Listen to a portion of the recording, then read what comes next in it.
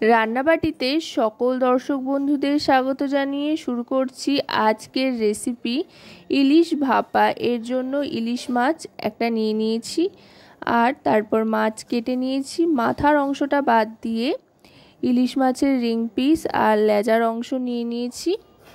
এবার মাছে ভালো করে নুন হলুদ মাখিয়ে নিতে হবে। প্রথমেই পরিমাণ মতো নুন দিয়ে দিলাম, তারপর দিয়ে দিচ্ছি হলুদ গুঁড়ো।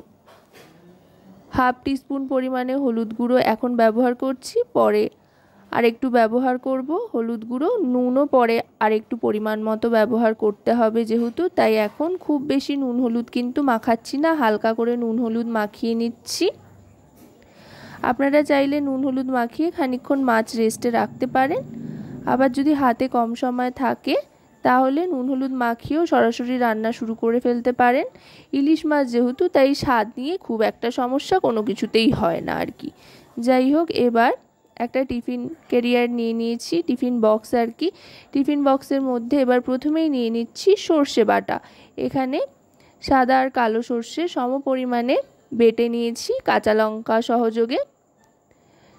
সাধারণত এই ধরনের ভাপার রেসিপি কিন্তু বেশ ঝাল ঝাল খেতে ভালো লাগে, তবে লঙ্কার পরিমাণটা আপনারা আপনাদের ইচ্ছে মতো কম বেশি করে নিতে পারেন। আমি দুটো কাঁচা লঙ্কা নিয়ে নিয়েছি, তারপর দিয়ে দিয়েছি 25 গ্রাম মতো ফ্যাটানো টক দই। অবশ্যই কিন্তু ভালো করে ফেটিয়ে টক দইটাকে দিতে হবে। তারপর দিয়ে দিলাম নারকেলের দুধ। চাইলে আপনারা নারকেল বাটাও দিতে পারেন, তবে দুধ দিলে কিন্তু গ্রেভিটা খুব সুন্দর হয় আর কি, একেবারে মসৃণ মোলাম হয় খেতে আর কি। নারকেলের দুধ দেওয়ার পর এবার দিয়ে দিচ্ছি সর্ষে বাটার বাটি ধোয়া জল সামান্য পরিমাণে। এবার দিয়ে দিচ্ছি হাফ টিস্পুন পরিমাণে হলুদ গুঁড়ো, আর দিয়ে দেব লঙ্কার গুঁড়ো, এটাও হাফ টিস্পুন পরিমাণে দিয়ে দিতে হবে। তারপর দিয়ে দেব পরিমাণ মতো নুন।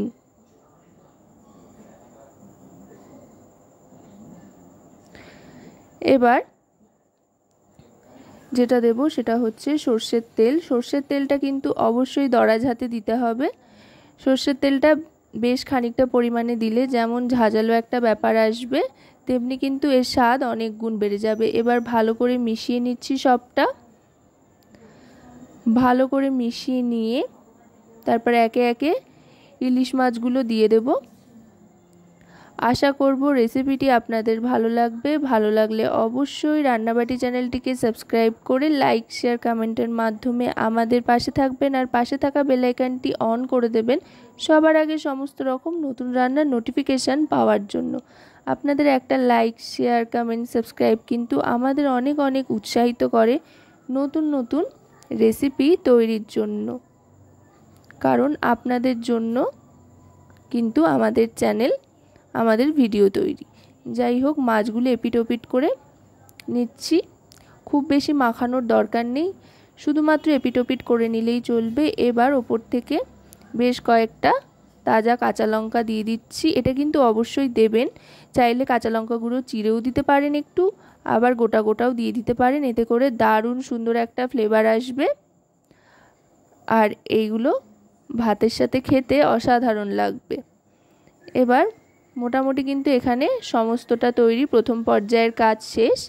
এবার টিফিন কৌটো ঢাকনা দিয়ে আটকে দিলাম।